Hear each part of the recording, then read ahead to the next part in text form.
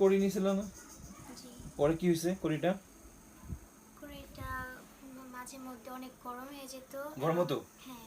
আচ্ছা, তখন কি বুঝলা তুমি যে কোনো মানুষের ক্ষতি প্রভাব আছে না? হুম। আর এরপরে মাঝে মধ্যে আবার অনেক ঠান্ডা হয়ে যেত। ঠান্ডা থাকতো, অস্বাভাবিক ঠান্ডা। হুম। তখন কি বোঝা যেত? আশিক জিনের সমস্যা আছে, তাই না? জি। তো তখন এই যে এই জিনের সমস্যা আছে এটা বোঝা যেত, জি। তোমার সাথে তো ছিল। কিন্তু বিষয়টা হচ্ছে এই সমস্যাগুলো শরীরে ঢুকতো, না। কোরের ভিতরে ঢুকতো, তাই না? জি। মাশাআল্লাহ। যেটা সত্য তাই তো বলছো আল্লাহর হুকুমে। হুম। আল্লাহকে হাজির নাজির করে বলছো জি। নাকি মিথ্যা? আল্লাহ হাজি। হ্যাঁ, আল্লাহ হাজি। আল্লাহ কিন্তু বিচার করবে। এই দুনিয়ায় মিথ্যা বলে আমাকে মানুষের সামনে প্রমাণ না করাচ্ছে সত্য বলে আমাকে কষ্ট দেওয়া ভালো। দিন আছে যে আমি আপনার মাঝে মধ্যে এটাই ধরতাম যখন বালিশ কভার পাল্টানো হতো।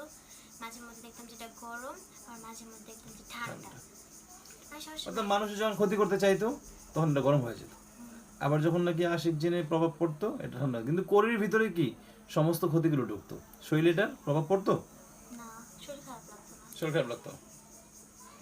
এটাই হচ্ছে বরকতময় কোরের অবস্থা।